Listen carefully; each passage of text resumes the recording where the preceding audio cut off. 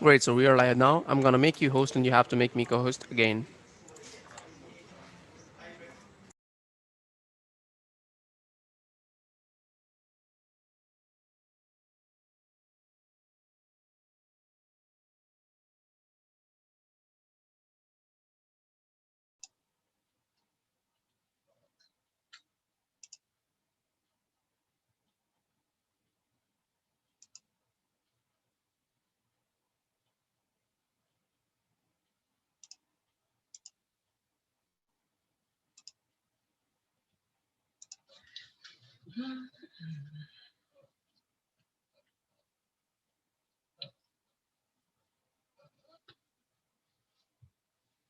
Hello, everybody.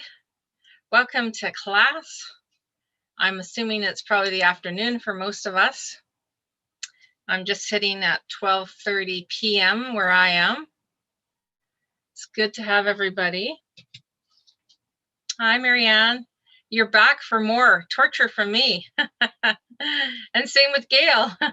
It's kind of I guess a wellness day today, isn't it? Because, well, I guess here's a secret. I typically teach on Thursdays, Fridays, and part of Saturday. That's the only availability I give them right now because of, the rest of my life, and I do other things, and I'm kind of semi-retired. So I try to keep all my teaching on Thursdays, Fridays, and Saturdays. So if you're looking for my health and wellness classes, those are the days you're going to find them. All right. And here's 3 out of 3. We're being live streamed again today. So I think the nutrition classes or health classes are obviously something that's interesting to many people. All right, so we'll just wait till we gather a few more people here. We've got quite a full class again today, but just depends on who shows up. We have Michael with us today in this class to help us with any tech difficulties we might be having. He'll be here for the entire class, so he'll be able to help you if something goes awry. You can just find him in the chat there, and you can send him a direct message, or you can just put a message that, it doesn't have to be direct. We can see it, then he'll talk with you on that. What else to tell you? Let me get my screen shared. We might as well get going, because if we start this class, then we have a little bit more time to look at the recipes at the end, which I know is exciting for most of you. Now, for any of you, because I recognize some of you from my last class on arthritis management and relief, I did manage to get my special handout completed on turmeric. So if you have checked your emails there, you'll see that I've sent out your post email. Hopefully you get it right away. I'm assuming once I hit send, it gets sent out to the email list. You will get this brand new handout, which is a booklet with actually 11 recipes that I have tried myself that include turmeric. So that's a little treat for everybody in the last class. Today's class, you also are getting a little recipe booklet. Just a real quick introduction. My name is Ravina. I'm one of the guides here at Get Set Up. You've probably heard me say this many times. I always try to think of something new to tell you about myself. We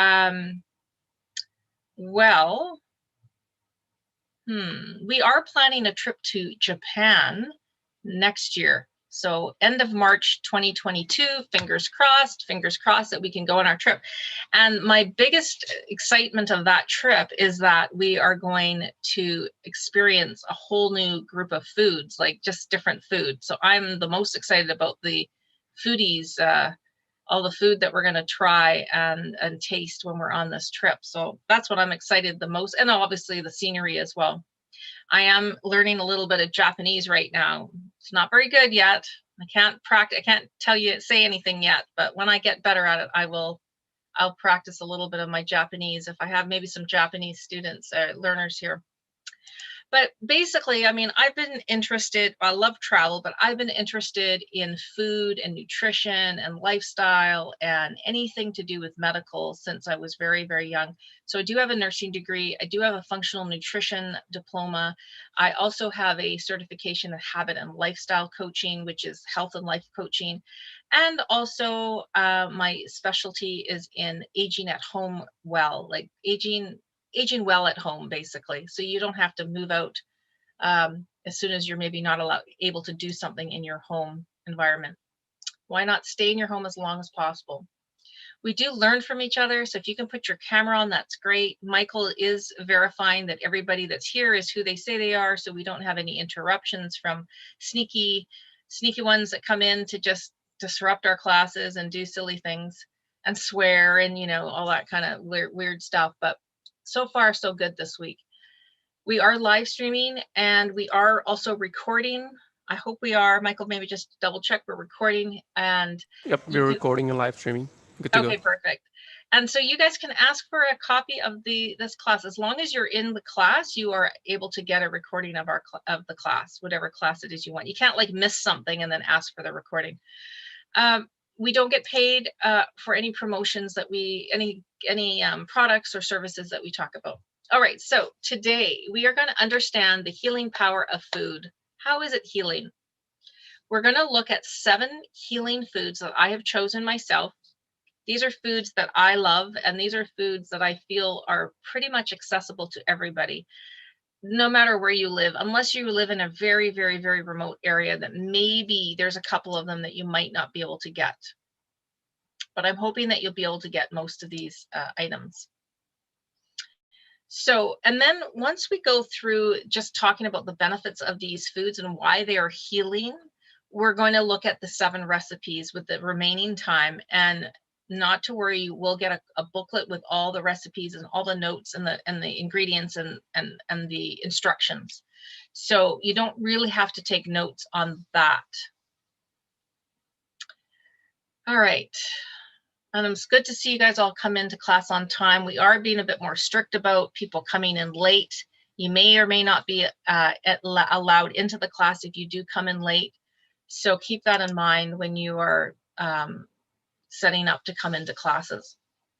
So how many of us, just a quick hands, you can just raise your hand or you can type it in the chat.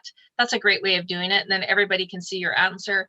Has anybody used a food to heal something, a symptom or a body ailment in their body? And if so, you can just throw it in the chat what it is you've done. And if you have troubles typing it, you just raise your electronic hand or your hand, and I can unmute you. We're not too many of us in class right now, so I could probably manage that. Otherwise, we just ask that you keep yourself on mute just to make sure everybody can hear properly. Yes, okay, so Judy's used quite a few things. Oregano to help with pain. Like oil of oregano, is that what you've used? Or oregano, like the herb? Actually, what I'm using right now is essential oil that's oregano, just to take out just minor discomfort.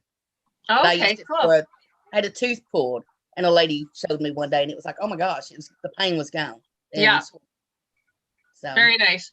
Isn't it interesting, Judy? Like oil of oregano, if any of you guys have had that, I mean, oregano is quite a pungent herb anyways, and I grow it in my garden and I put it in my spaghetti sauce and stuff. But oil of oregano is like so potent. I have it with a little dropper and it sits, I have it like sealed in a little thing here in my room actually.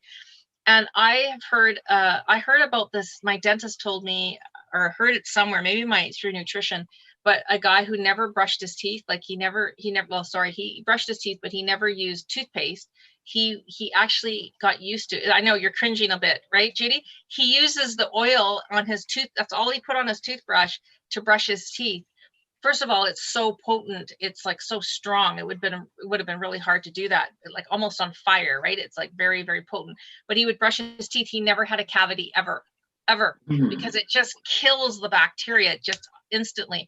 So when I have like a bit of a sore throat, which has been like, you know, we'll give positives to COVID, like we all wash our hands properly. Like knock on wood, I haven't had a cold like in over a year because of all this, you know, we're not touching anything anymore. But anyways, I used to use it if I could feel a cold coming on. I would put a little bit of a drop of oregano oil in water and swish it around my mouth, and not swallow it, but swish it around, and then like just to get it into the throat a little bit, and it really, really helped. Okay, so Michael, can you help S. Carter's not getting any sound? So it might be their particular. Sorry, say again. What do you need help with? S. Carter, it's in the chat there. S. Carter's not getting any sound to their Oh, okay. Let me help him. Yeah. So anybody else want to share before we move on? Yeah, we're all good. Okay. Oh yeah, more fiber grapes, bananas for constipation. Yes. Yeah, is there my grandmother used to buy prunes. Like she'd buy we'd give her a bag of prunes, but she would have like 1 or 2 prunes if she was having constipation. And it works really good from what I remember. I actually like prunes. I don't know, some people might not like the flavor, but I love the flavor. I could just sit there like prunes too. And eat them really quickly. Mm-hmm. Yeah, they're very delicious. Very delicious. All right, so let's look at the healing power of food. Now, why are certain foods powerful and healing? Well, when you look at natural and nutrient dense foods, these are the foods that are known as healing foods. Why? Because they can protect us against and mitigate against and cure even some chronic diseases. Wow, that's a pretty big thing, right? They can also slow down aging, the effects of aging, and can help to promote longevity. Hey, I want to know about these foods. And it's funny, when you think about the foods that you buy, just think right now, when you go to the grocery store, do you have 200 different types of food you buy? Or is it on average the same 20 things you buy all the time? Isn't it about 20 things we buy all the time? Like, I can't tell you how many eggs we go through in our house. I don't know why. We're on an egg kick or something. Like, we're buying like a dozen eggs. We buy 2 dozen at a time. It's just me and my husband. There's just 2 of us. But we seem to eat eggs. But when I look at my grocery list or look at my grocery, it's, apples, bananas, eggs, the vegetables, like zucchini, cucumber, the things I put in my vegetable shake in the morning. It's like about 20 foods. It's like crazy. But what I want to say here about the nutrient dense foods, what does that mean? Like, I want us to really understand, what does that mean, nutrient dense foods? Can anybody tell us? Or give me a little example, or what you might think it might mean? Okay, everybody's shy today, it looks like. So when we have nutrient dense foods, think of the word dense. It means whatever that food is, it's densely packed with nutrients. So packed full of vitamins and minerals. Those are the things that are in like nutrient dense foods, is that you're getting the nutrients, so the vitamins and the minerals to make it dense. So something like a banana is packed full of vitamins and minerals. A bag of chips, on the other hand, there's really no vitamins and minerals in chips. I mean, they've tried to make chips out of root vegetables. They've tried to just make them healthier, but really there's not a lot of vitamins and minerals in a bag of chips. So here's the thing. You eat a banana, your body can take what is in the banana, like the minerals and vitamins it needs to do its processing, to do all its, get its engine going and process the banana and digest it and absorb the nutrients and then poop it out, right? Like or whatever's left. That's, your body needs vitamins and minerals to do that process. That's its food.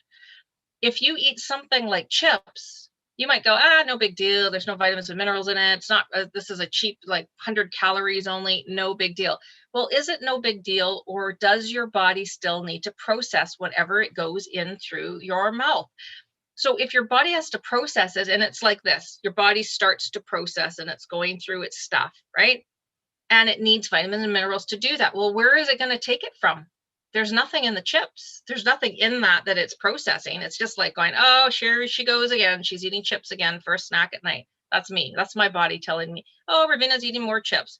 So now your body has to take it from somewhere. So what does it do? It takes it from your stores in your body. Thank goodness I'd eaten some good fruit the day before. So I've got some stores of vitamin A. And so it takes it from there and it takes it from there. So think about it. If you eat non-functional foods, which are foods that are not dense, if you're eating non-dense foods, your stores are what's happening to them. They're getting lower and lower and lower. because you're not eating the dense foods to build up your stores in your body. So so that's just to give you an explanation of how it all works. So, it's fine when people say, it's empty calories, just, eat these new chips or this new type of noodle or whatever. You're not going to get any calories. Yeah, but your body still has to break it down. So it needs to use up vitamins and minerals to do it. So keep that in mind when you eat the non-functional foods. So the other thing about the nutrient dense, why are they considered healing foods? Well, the number one reason, here's your number one reason, because it decreases and controls the inflammation in your body. Now, who was in my last class and who was in the class before? Both classes I talk about inflammation. Inflammation is not your friend. Think about if you had like a hurt arm. Let's just say you hurt your arm here. It gets red, it's hot, it's swollen a little bit, and you get inflammation. That redness is what is the inflammation. Do you really want that inside your body? And most of us, because we can't see that, we're not really even sure. It's like you wake up in the morning, you're feeling a little bit kind of like heavy. You don't feel like moving around. You're kind of sluggish. You don't feel good, but you haven't pinpointed that it's the inflammation in your body. Now, can you find out how much inflammation's in your body? Yes. When you see your family doctor next and you're going for your blood work, ask your doctor to add to your blood panel a test called, and I'll write it in the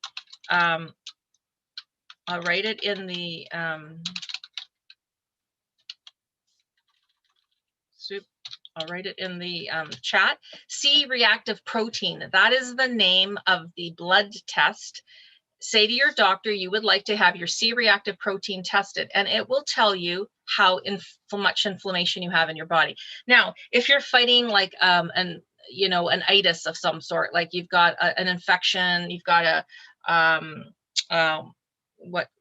something is already going on in your body, that C-reactive protein number is going to shoot right up, right? Like say you've got a bladder infection, for example, or I don't know, some other kind of infection, that number is going to shoot up. But what if you don't really have an infection that you're aware of? Is that just the number? Is that just what kind of inflammation you have in your body? So you want to eat more of these nutrient dense foods. So there are doctors that study this. So Dr. Mark Hyman, he thinks that nutrition is should be the center of all healthcare. Dr. Axe thinks that whatever he sees in your grocery cart has a direct impact on how healthy you're going to be overall. Isn't that interesting? So don't think you're doing anybody a favor if, like, you say, oh, I better grab this bag of chips because we might have somebody over, which is not a lot lately. But oh, if I don't pick this up for spouse, they're going to be upset that I didn't buy their favorite, fill in the blank. We're not doing ourselves favors when we pick up the non-functional foods. We really aren't. We really aren't. All right. So, sorry, I'm sweating a little bit right now. Is it warm where you guys are? Because it's quite warm where I am. I'm in my little office and I don't really have a window that opens up, but I've got my fan on me. Okay. I picked 7 foods. Let's get right into it so we don't waste any time. The first one, are you surprised? I picked apples. Apples. Do you guys remember the saying? An apple a day keeps the doctor away. Yeah, that is true. There is some real truth to that. An apple a day keeps the doctor away. Why are apples so healing? Well, first of all, God created the apple. Let's say, if you believe in God, I think apples are beautiful. It's a beautiful fruit, easy to grow. If you have a backyard, apple trees can grow quite well. They have such beautiful flavors.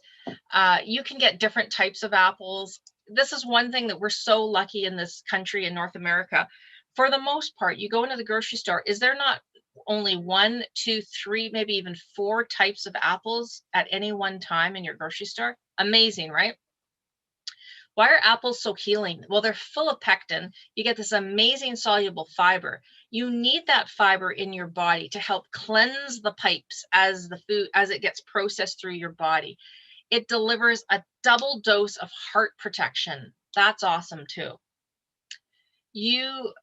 I like apples. I know people who eat 1 apple a day. Every single day they eat an apple. And they are healthy. They are healthy because of the fiber that they're getting from the apple. Gail's asking about, is it on? Yes, apples for the most part are on that Dirty Dozen list. So if anybody follows that Dirty Dozen list, if you've taken my Detoxing Your Home class, you will know that apples are one of those things that sit on the Dirty Dozen list. So, okay, good. I'm glad you got sound now. So here's the thing. Out of everything that I purchase, I try to buy as close to local as possible, as much local produce as I can.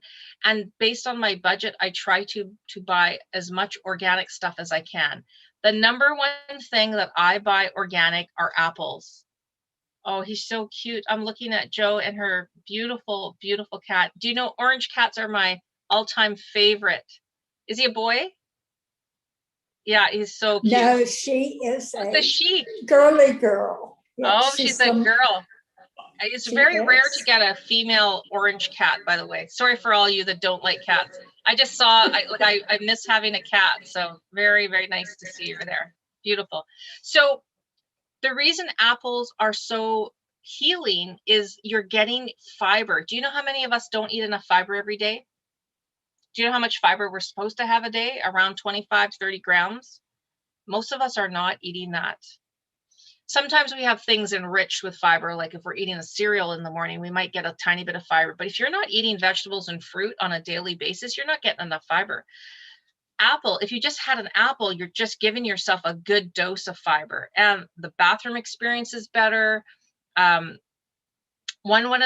see in the recipes, the recipe I've got for apples, and I just think it's fantastic, and it's like amazing. So that's all I can say about apples. With apples, remember, apples have a season just like any other fruit. The season for apples is September. So in the fall is when apples are fresh on the tree to be picked. We have apples all year round. Apples is a perishable item.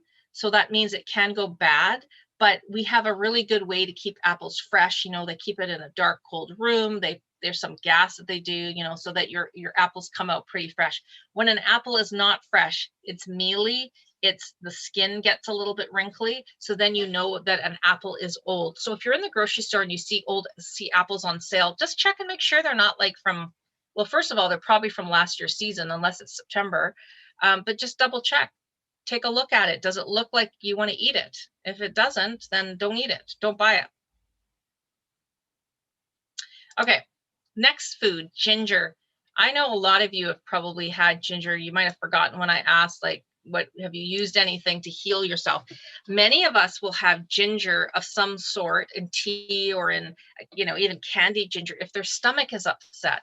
So ginger has a compound in it called gingerol, which is pretty easy to remember because it sounds like the word ginger, and it can go in and block the receptors. So the ginger, you eat it, it goes down into your digestive tract, and then it sits, and there's these little receptors, and the gingerol goes in and takes up the spot on those receptors. And so that the nausea that you're feeling from maybe you ate too much or something happened, the nausea can't get into the receptors, like the compound that causes nausea can't get in there.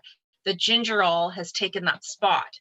So if you know you're going to be going on, say, a bumpy car ride, or on a bus, or you're going on a cruise ship, or you're going to be flying and you think you might feel nauseous, you can actually take ginger preventatively so you don't get sick or feel sick.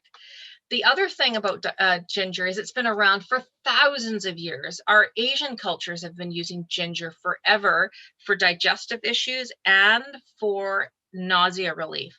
So they even say that ginger can help with arthritis pain, which I should have actually mentioned in my last class in arthritis, and also cancer protection. So I say enjoy your ginger. We get beautiful roots of ginger in our grocery stores. You don't have to just buy it powder form. You can get fresh ginger and you can grate it up at home, throw it in your stir fries, put it in your soups. What else could you put ginger in? Mostly like cooked food is probably the best. It's quite strong tasting. So if you get a piece of ginger in your teeth, it might be a bit too. So I would grate it or chop it really fine and throw it in your stir fries. And I have a little trick. If I don't think I'm going to get through my ginger root fast enough, because it does go bad and stale after a while, quite a while, I just stick it in a freezer bag and put it in the freezer for up to about 3 months. And I just pull it out, a couple minutes, chop off a little bit of it, put it back in the freezer. That's the best way so you keep your ginger as fresh as you can. All right, the next food is garlic. So garlic has amazing compounds. Allicin is the name of the compound, and it releases things that are to fight inflammation, to fight microbes, bacteria, and viruses. So somebody didn't mention garlic this time around, but if you ever in the past had a cold or an infection, did your mom not reach for garlic or put garlic in the food? And ginger, yeah, ginger is great in curries. I love ginger in curries. And the nice thing is ginger and garlic kind of go hand in hand. You can get onions, garlic, ginger in a stir fry easily in any kind of Asian type of food, Indian food. I've had it in Japanese food and other Asian foods as well. But this garlic specifically is good for killing those microbes and the bacteria and the stuff that maybe you don't really want in your system. So keep that in mind with ginger. And I've got garlic. I have a really nice recipe for garlic, how to use garlic. All right. Garlic's also great for your heart.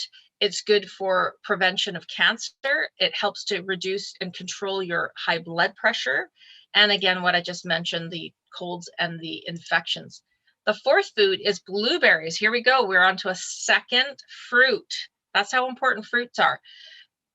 Blueberries, they are the powerhouse of our berries. They are full of that beautiful deep blue color. And what they do is get into your system and get rid of free radicals.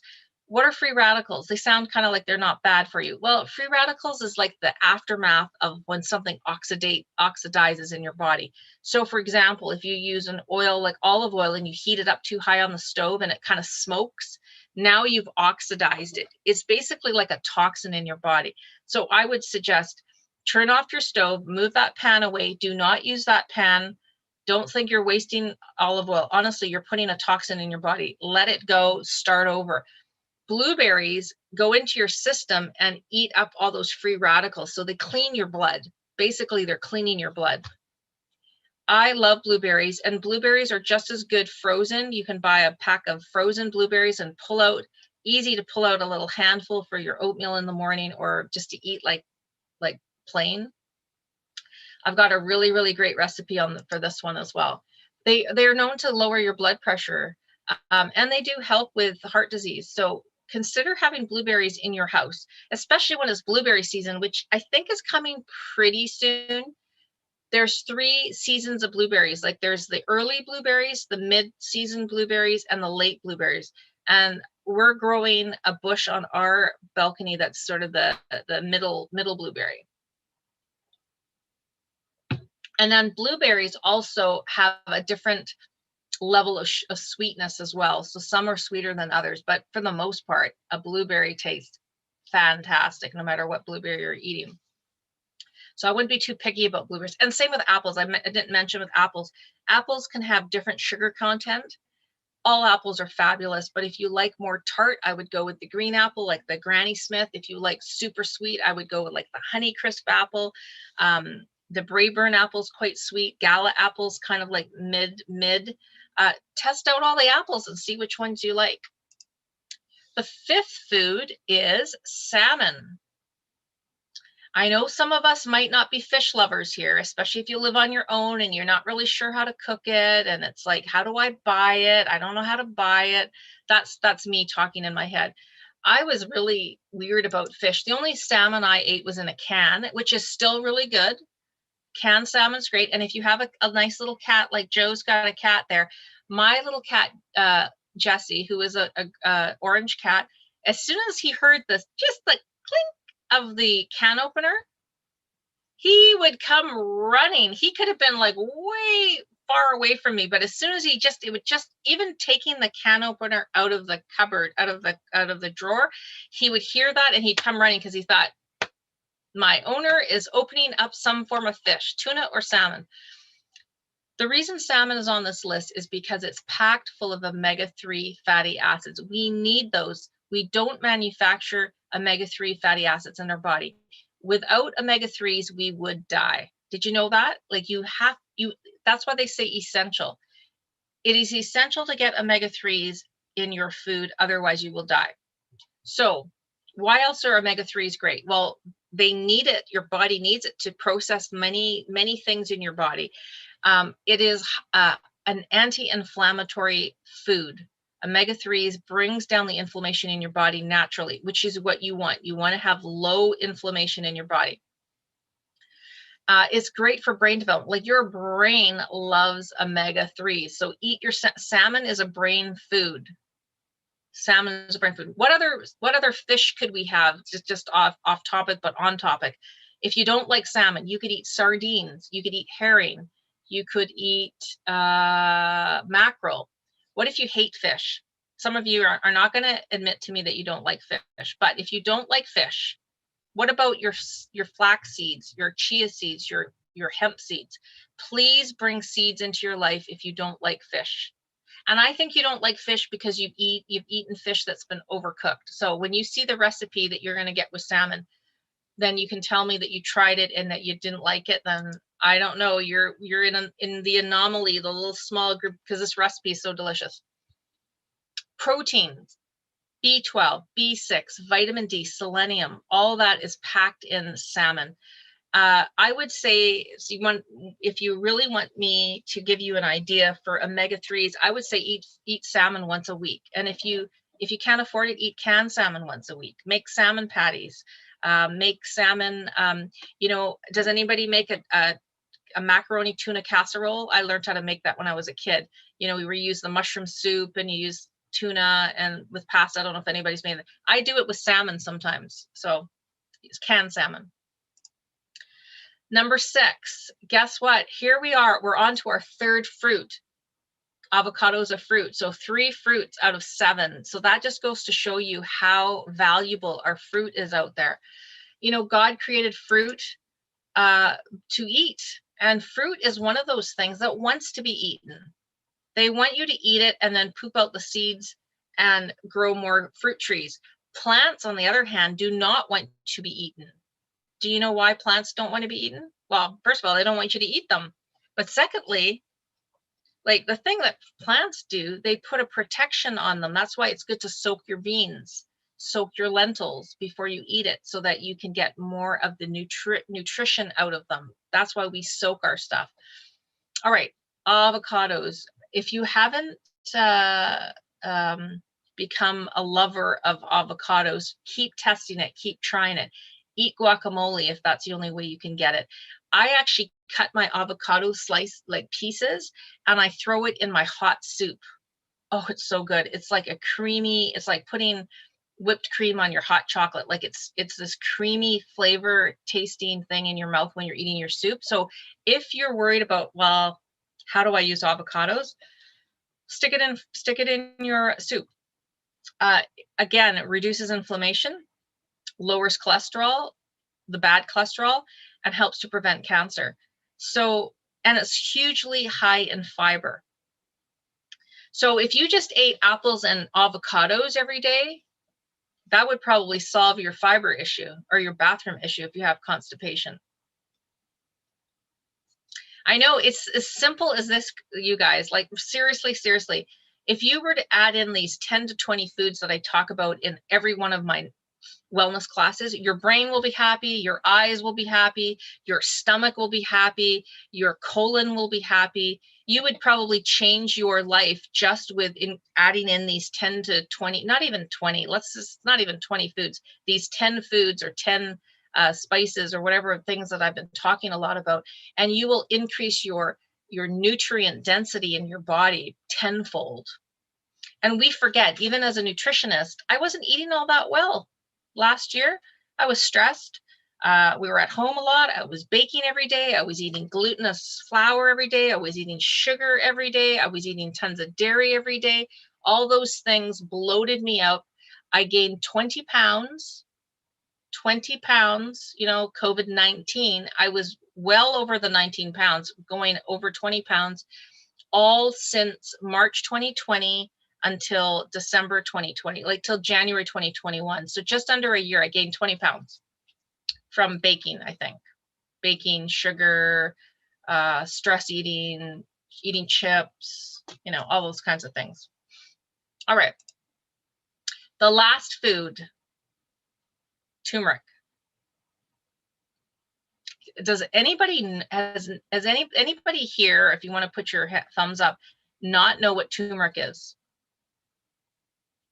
You've all heard about it now, right? It's pretty kind of mainstream now because they realized how important it is. Now, I just learned a really interesting fact about turmeric just before I started this class, after my arthritis class that I just talked about. So, number one, turmeric is the food spice to eat to lower your inflammation in your body. The number one. Why not take number one? Why take number 5 when you can get number 1? Adding turmeric into your life adds in a compound called curcumin.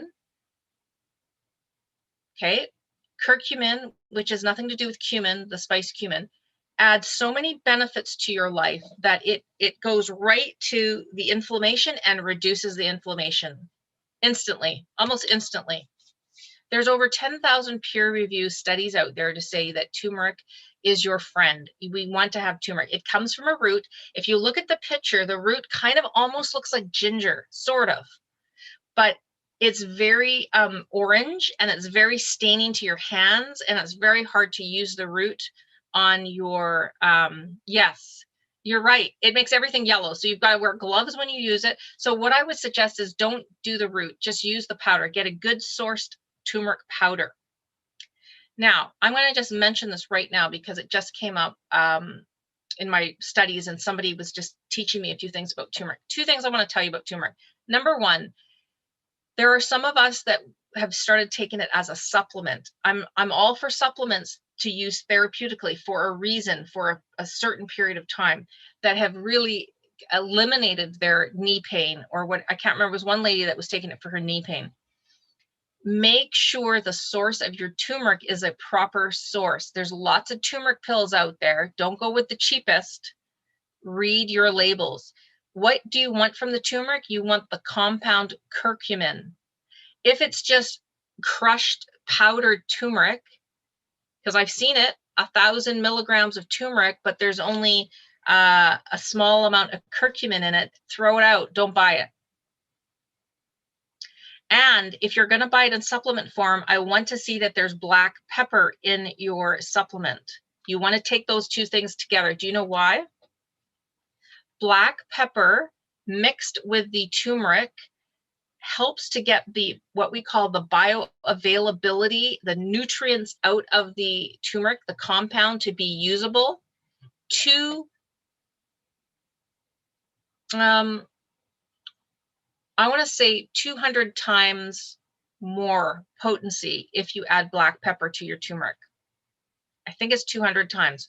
So what does that mean? That means that when you put turmeric in your food, shake in some black pepper at the same time. So have it synergistically together. You want it together. So if you're going to throw in a little bit of turmeric into your smoothie, I know it sounds a bit weird, but just sprinkle a little bit of black pepper in your smoothie or in your soup, put the 2 together. So every single recipe that I give out now for my turmeric, if you were in my last class, I sent the booklet with the 11 recipes for turmeric. Every single recipe puts in a pinch of black pepper in each of those recipes, even in the smoothie. And you'll get 200 times more absorption of your turmeric with the black pepper included. So the compound is curcumin. So really read your labels on your capsules. If it's a cheap capsule, a cheap company, or they don't really care about improving your health, they're just trying to make money, they're going to have low compound of curcumin in it. And it's just got like a bunch of root turmeric root powder mixed together. All right, so I'm going to stop sharing just for a second. I want to make sure that you're all with me. I get very excited about all of this stuff, as you can see from my face, right? My expression shows everything. So all of you out there in live stream world, that's what I call you guys, in live stream world, listening and talking, or listening to me talk, you're getting to see all my expressions on my face. All right, I'm going to share screen again. We got lots of time. I'm going to go through the recipes. Now, for all of you that are out there, sign up for the class. Then you can actually get these recipes. You guys all know the ones that are here. So here's the booklet. This is what you're going to get. So you don't have to take any notes. I'm going to go through it pretty quick. The first recipe is for the apples, my chunky applesauce recipe. How many of us like to make applesauce? Anybody? Or you kind of forget to do it. Do we forget to do it sometimes? I think I forget.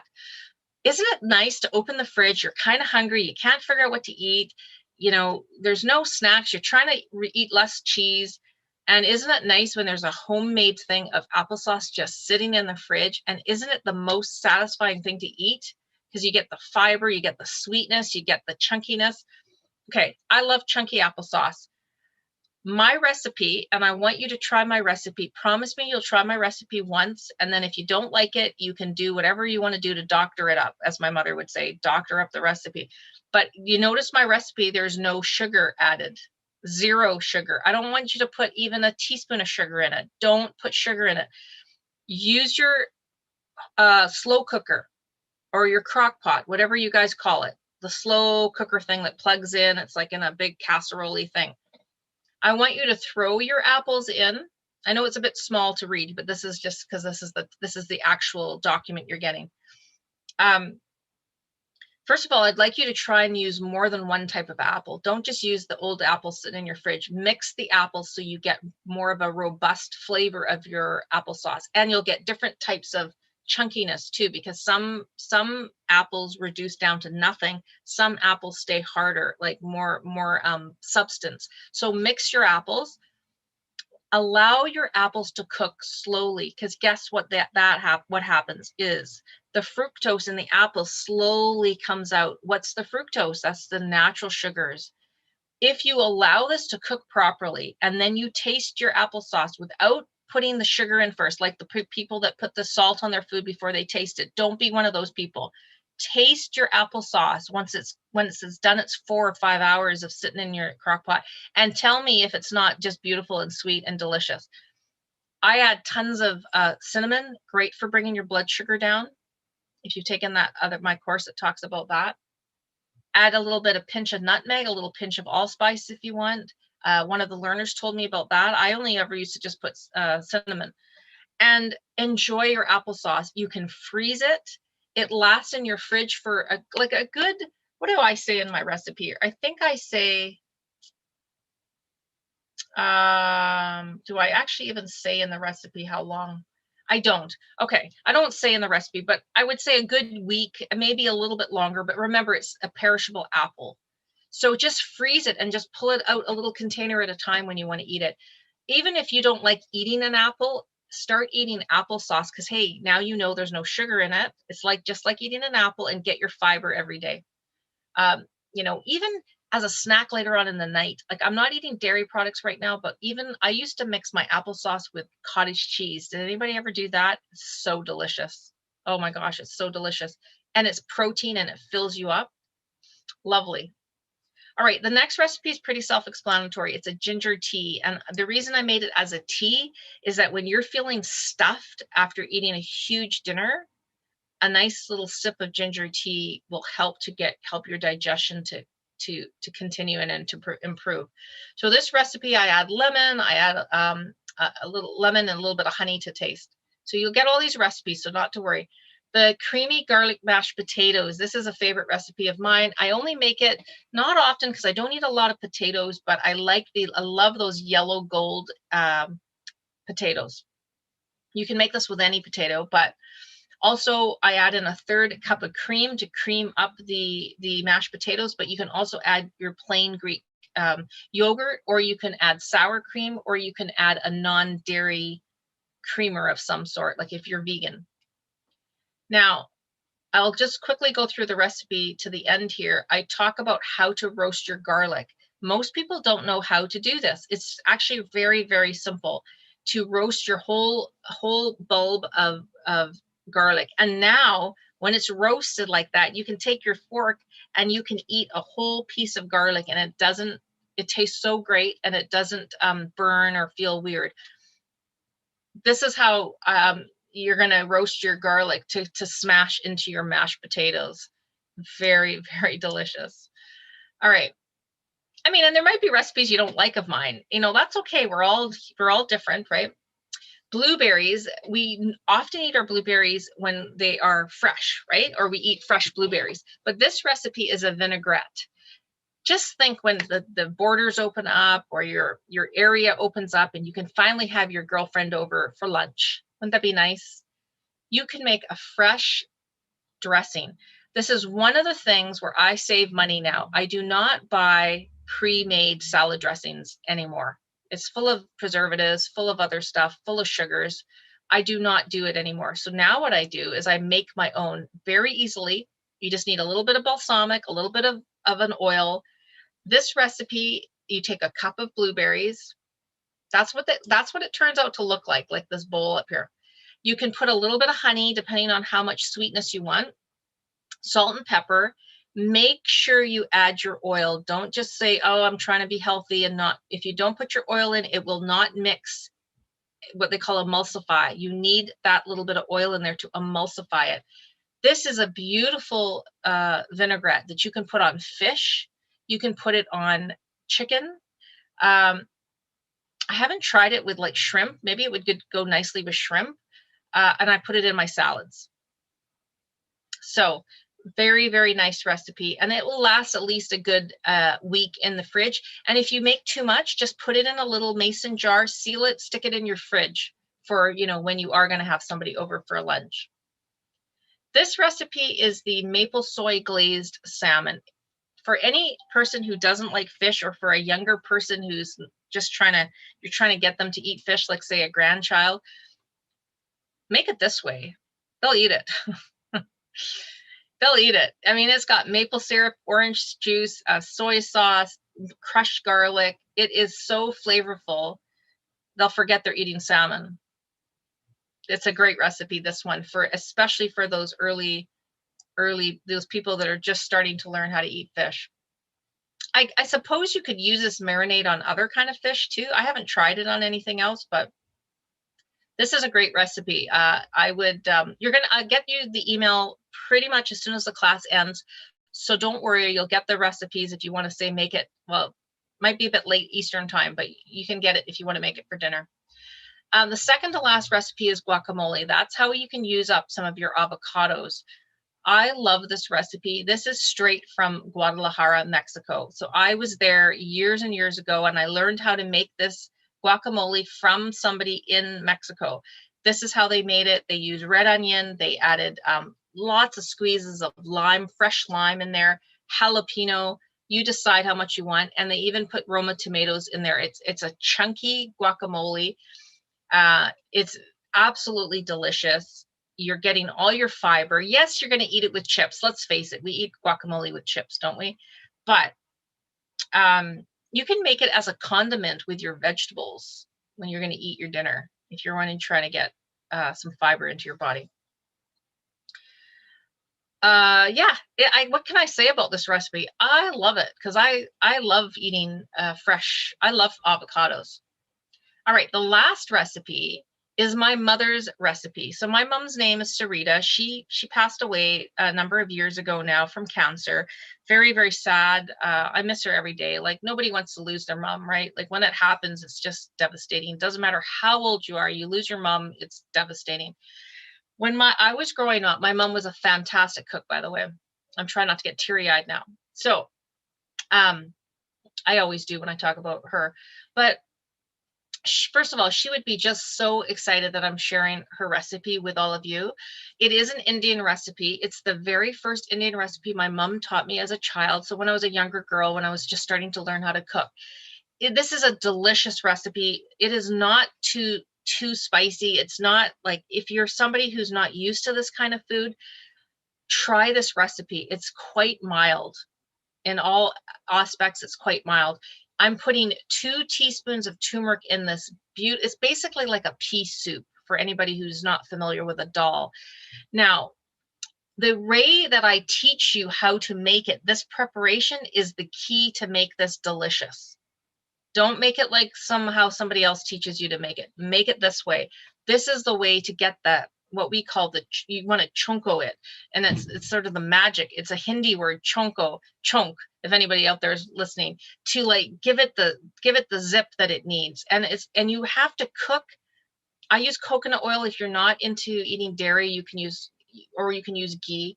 What do I think I say in the recipe? I say butter because that's how I was taught to make it, but you can use coconut oil instead. You need to cook your onions to perfection to flavor this. So when I say perfection, I mean it's just starting to golden, that beautiful goldeny look to your onions. Don't just wait when they're soft and throw it in. Ugh, that won't be good. You want to get it nice and golden. Now, you notice in the instructions here, see, I want you to really love this recipe. Anybody who cooks Asian food will know that you never throw your garlic in with your onion. Do you know why? Does anybody know why you don't throw your garlic in at the same time as your onion? Anybody? It will burn. Yes. Joe and Joe's girl cat knows the answer. No, it's because it will burn. And that's because garlic can't handle the heat like onions can handle the heat. So you always put onions in first, and then you throw your garlic in afterwards, and you watch your pan because it will burn like that. And burnt garlic's, I like garlic no matter what, but burnt garlic's not great. So you got to watch it. So you make sure your onions are already golden, then you throw your garlic in and you turn your heat down and you watch it. All right. That is the magic of it. And then now your lentils have been cooking on the other side of your stove.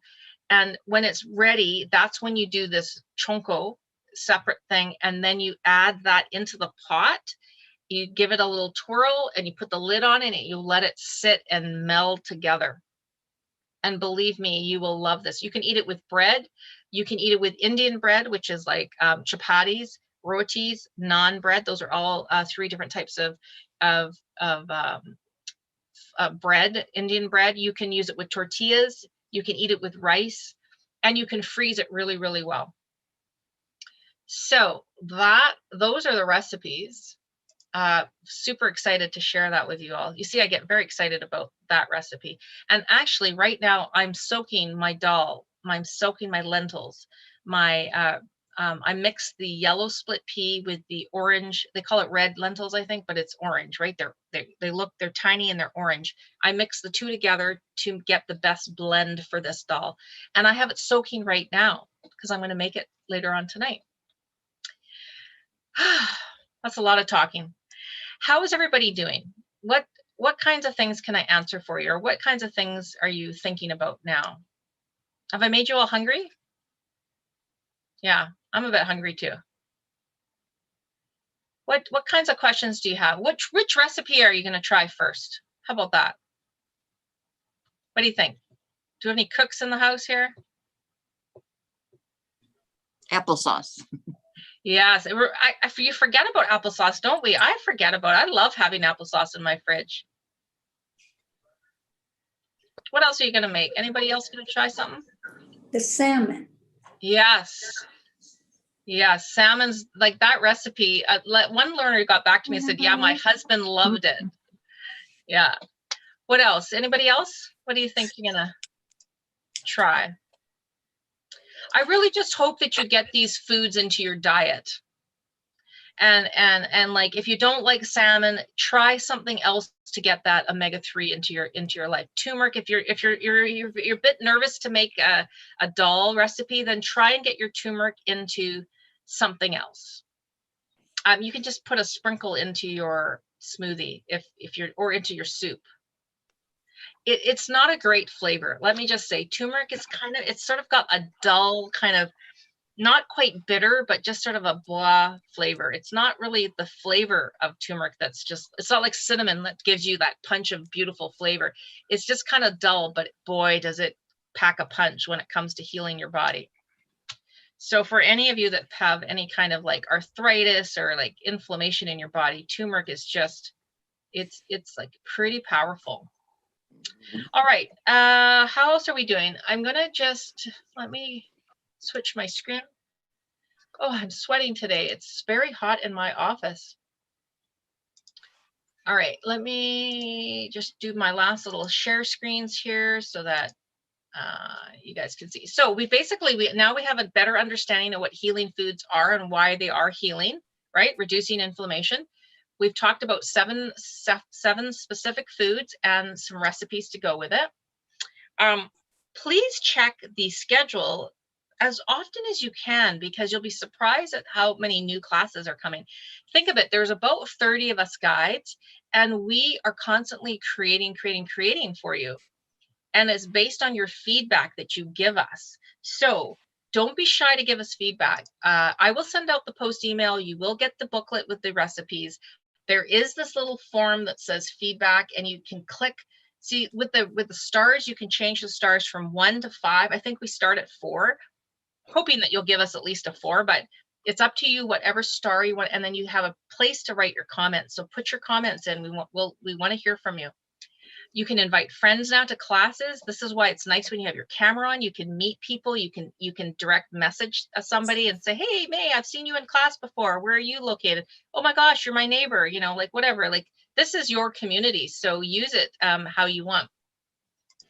And there are some people, if you've noticed on the schedule, that are hosting interest groups. So if you have this amazing, fabulous interest in orange cats, like I would love to teach a class on with orange cats. It could be whatever your interest is. And if there is enough interest that people are interested in it, I've used that word 3 times, then they'll put you on the schedule. You don't have to like commit to being a guide like me and teach every single week, but maybe you'd like to do an interest class once a month. That might be a way to kind of get more involved with the community here. It gets set up. You can also suggest classes, and maybe there's an organization that you belong to that you think would like to partner with, get set up. We do often get partners. Sometimes they come to my classes. There could be somebody in class today right now that's from a partner where they might bring in, like, for their employees, access to get set up. So there's lots of different opportunities. So that's it, everybody. I feel like we're done well. We've ended on time. Okay, someone's asking a question here: difference of wild salmon versus Atlantic. Well, there is wild Atlantic salmon. It's more, I think you might be asking between wild salmon and farmed salmon. Maybe that's more of the question. There is Pacific salmon and Atlantic salmon. I mean, depending on where you live, you think it's the best, but it's more if you could